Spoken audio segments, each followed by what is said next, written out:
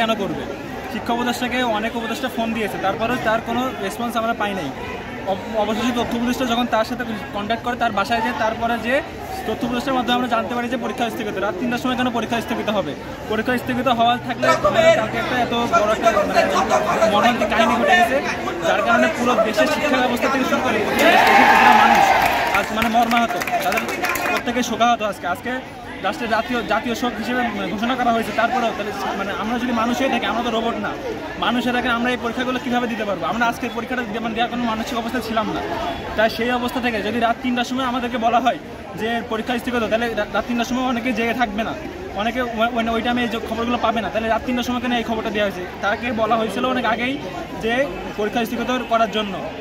পিনাকি ভট্টাচার্য দুপুর 3টার সময় তিনি জানিয়েছেন, শিক্ষা সচিবকে জানিয়েছেন যে পরীক্ষা বাতিল করার জন্য, কিন্তু সেখানে শিক্ষা উপদেষ্টাকে জানানো হয়েছিল, বাট শিক্ষা সচিব নাকি মানা করে দিয়েছেন না, পরীক্ষা বাতিল করা হবে না।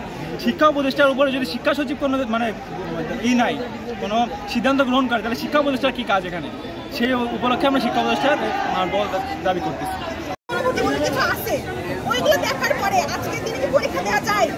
আমরা বারবার তাদেরকে বলছি, বহু মানুষ তাদেরকে বলছে, পরবর্তীতে দেখা গেল আমাদের যে তথ্য উপদেষ্টা, সে আমাদের শিক্ষা উপদেষ্টার বাড়িতে গিয়ে তার সাথে কথা বলে বিভিন্ন অনলাইন অফলাইন পরীক্ষা করার পরে ভোর 3টার সময় আমাদেরকে বলে আজকে পরীক্ষা স্থগিত।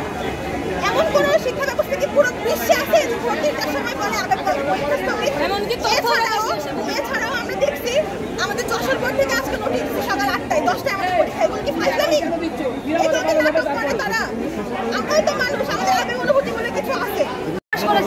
আমরা 3:30 নিউজ পাইছি পরীক্ষা স্থগিত হয়েছে, তাও বোর্ডে দিছিল না যে পরীক্ষা স্থগিত হয়েছে।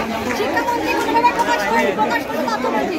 আমাদের একটাই উত্তর চাই, উনি কেন প্রকাশ করেনি, কেন তথ্যমন্ত্রী প্রকাশ করবে? তথ্যমন্ত্রীকে শিক্ষা প্রতিষ্ঠা কোনোভাবে সম্ভব না। আমাদের একটা দাবি,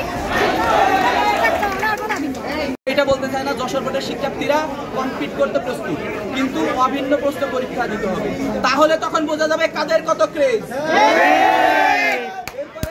আমাদের 5 নম্বর এবং সর্বশেষ যে দাবি, যে 3 দশকের পুরনো এয়ারক্রাফট কেন ব্যবহার করা হবে এবং ব্যবহার করা হবে ঢাকা শহরের উপর দিয়ে, যেখানে প্রায় 3 কোটির বেশি জনবহুল একটি এরিয়া, তার উপরে মাইলস্টোন কলেজের মতো একটি স্কুল এবং আশপাশে আরো অনেকগুলো স্কুল এবং কলেজ, এর উপর দিয়ে এই নরবরে ভাঙাচোরা এয়ারক্রাফটগুলো তারা কেন উড়াবে? এটা হচ্ছে আমাদের সর্বশেষ দাবি। আমরা অনতিবিলম্বে বলছি, এই দাবিগুলা যদি মেনে না নেওয়া হয়, স্টুডেন্টদের এই কনসার্ন যদি না নেওয়া হয়, এই শিক্ষার্থীরাই, আপনারা দেখেন, আপনারা যদি ভিডিও ফুটেজ বিশ্লেষণ করেন, এই শিক্ষার্থীরাই গত বছর আজকের এই জুলাইয়ের দিনে তারা কিন্তু যশোরে আন্দোলনে রয়েছিল।